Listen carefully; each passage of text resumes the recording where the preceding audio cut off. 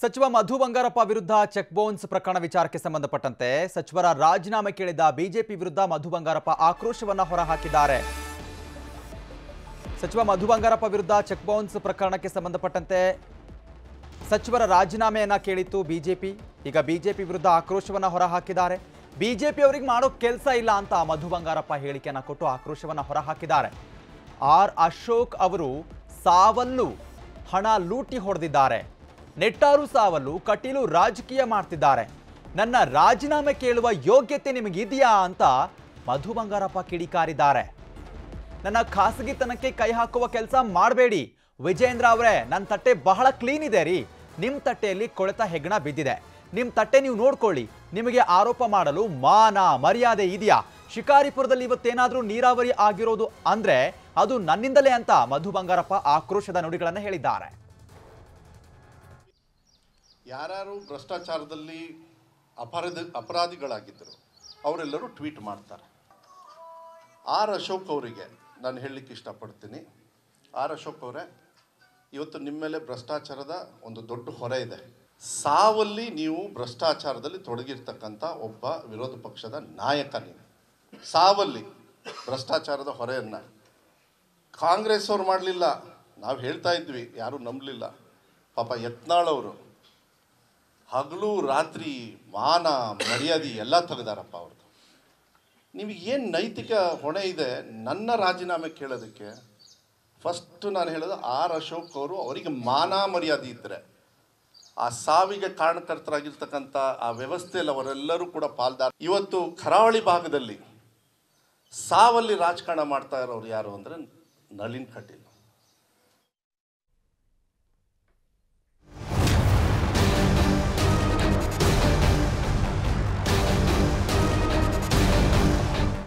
ರಾಜ್ಯದಲ್ಲಿ corona ಉಪತಳಿ JN1 tension ಬಹಳಷ್ಟು ಹೆಚ್ಚಾಗಿ ಕಾಡ್ತಾ ಇದೆ. ನಿನ್ನೆ ಒಂದೇ ದಿನ 199 ರೂಪಾಂತರಿ ಪ್ರಕರಣ ಪತ್ತೆಯಾಗಿರುವಂಥದ್ದು.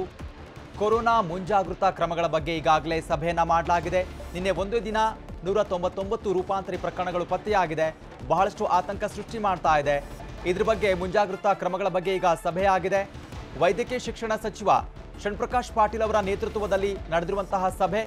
ಆಕ್ಸಿಜನ್, ಬೆಡ್, ICU ಬಗ್ಗೆ ಸಭೆಯಲ್ಲಿ ಚರ್ಚೆ ಮಾಡಲಾಗಿರುವಂಥದ್ದು. ಮತ್ತೊಂದು ಕಡೆ ಮೆಡಿಕಲ್ ಕಾಲೇಜುಗಳಲ್ಲಿ ಕೊರೋನಾ ಚಿಕಿತ್ಸೆಗೆ ಸೂಚನೆಯನ್ನ ಕೂಡ ಕೊಡಲಾಗಿದೆ. ಈಗಾಗಲೇ ಬಹಳಷ್ಟು ಆತಂಕ ಸೃಷ್ಟಿ ಮಾಡ್ತಾ ಇದೆ JN1. ಕೋವಿಡ್ ಕೇಸಸ್ ಜಾಸ್ತಿ ಆಗ್ತಾ ಇವೆ, ಆದರೂ ಕೂಡ ಜನ ಆತಂಕ ಪಡಬೇಕಾಗಿರ್ತಕ್ಕಂಥ ಅವಶ್ಯಕತೆ ಇಲ್ಲ ಅಂತಕ್ಕಂಥದ್ದು. ಯಾಕಂದರೆ ಈ ಒಂದು JN.1 ಏನು ಈ ವೈರಸ್ ಒಮಿಕ್ರಾನಿನ ಉಪತಳಿ ಇದೆ, ಇದರ ಸಿವಿಯಾರಿಟಿ ಕಮ್ಮಿ ಇದೆ. ಜನರು ಆತಂಕ ಪಡಬೇಕಾಗಿರ್ತಕ್ಕಂಥ ಅವಶ್ಯಕತೆ ಇಲ್ಲ. ಆದರೆ ಯಾರು 60 ವರ್ಷಕ್ಕಿಂತ ಮೇಲಿದ್ದಾರೆ ಮತ್ತು ಯಾರಿಗೆ ಕೋಮಾರ್ಬಿಡಿಟೀಸ್ ಇದೆ ಅದರ ಜೊತೆಯಲ್ಲಿ, ಅವರಿಗೆ ಪ್ರಿಕಾಷನ್ಸ್ ತೆಗೆದುಕೊಳ್ಬೇಕು ಅಂತ ಈಗಾಗಲೇ ಆರೋಗ್ಯ ಇಲಾಖೆ ವತಿಯಿಂದ ಮುನ್ಸೂಚನೆ ಎಲ್ರಿಗೂ ಕೊಡಲಾಗಿದೆ. ಮಾಸ್ಕ್ ಅನ್ನು ಧರಿಸಿ. ಸಿನಿಮಾ ಸ್ಟೈಲ್ನಲ್ಲಿ ಬ್ರಾಂಡೆಡ್ ಶೂ ಎಗರಿಸಿದ್ದ ಖದೀಮರು ಅರೆಸ್ಟ್ ಆಗಿದ್ದಾರೆ. 1 ಕೋಟಿ ಮೌಲ್ಯದ ನೈಕಿ ಶೂ ಕದ್ದಿದ್ದ 3 ಕಳ್ಳರು ಅರೆಸ್ಟ್ ಆಗಿರುವಂಥದ್ದು. ಅತ್ತಿಬೆಲೆ ಪೊಲೀಸರಿಂದ 3 ಖತರ್ನಾಕ್ ಕಳ್ಳರ ಬಂಧನ ಆಗಿದೆ. ಸುಭಾಷ್ ಪಾಷಾ, ಮನ್ಸರ್ ಅಲಿ, ಶಹೀದುಲ್ ರೆಹಮಾನ್ ಬಂಧಿತರಾಗಿದ್ದಾರೆ. ಉಳಿದ 4 ಮಂದಿ ಆರೋಪಿಗಳಿಗಾಗಿ ಈಗಾಗಲೇ ಪೊಲೀಸರು ಶೋಧವನ್ನು ನಡೆಸ್ತಾ ಇದ್ದಾರೆ. ಬ್ರಾಂಡೆಡ್ ಶೂ ಮತ್ತು ಬಟ್ಟೆಗಳನ್ನು ಕದಿತಾ ಇದ್ದಂಥ ಖತರ್ನಾಕ್ ಕಳ್ಳರು ಈಗ ಅಂಧರಾಗಿರುವಂಥದ್ದು. 3 ಅಂಧರಾಗಿದ್ದಾರೆ. ಇನ್ನು ಉಳಿದವರಿಗೆ ಶೋಧ ಕೂಡ ನಡೀತಾ ಇದೆ. ಪ್ರತಿಷ್ಠಿತ ಕಂಪನಿಗಳ ಗೋದಾಮುಗಳಲ್ಲಿ ಕೆಲಸಕ್ಕೆ ಸೇರಿ ಕಳ್ಳತನವನ್ನ ಮಾಡ್ತಿದ್ರು. ನೈಕಿ ಕಂಪನಿಯ 1558 ಜೊತೆ ಶೂಗಳನ್ನು ಕದ್ದಿದ್ದಂಥ ಕಳ್ಳರು ಅರೆಸ್ಟ್ ಆಗಿದ್ದಾರೆ. ಕೋಟ್ಯಾಂತರ ರೂಪಾಯಿ ಮೌಲ್ಯದ ನೈಕಿ ಕಂಪನಿಯ ಶೂಗಳನ್ನ ವಶಕ್ಕೂ ಕೂಡ ಪಡೆದಿದ್ದಾರೆ ಪೊಲೀಸರು.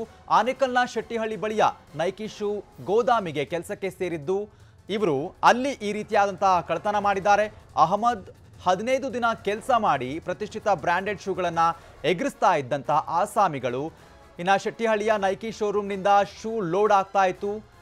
ಆನುಗೊಂಡನಹಳ್ಳಿ ಸೌಖ್ಯ ರಸ್ತೆಯ ಮಿಂತ್ರಂ ಗೋಡೌನ್ಗೆ ಹೋಗಬೇಕಾಗಿದ್ದಂಥ ಶೂಗಳನ್ನು ಅವರು ಎಗರಿಸ್ತಾ ಇದ್ರು ಅನ್ನುವಂಥ ಮಾಹಿತಿ ಸಿಕ್ಕಿದೆ.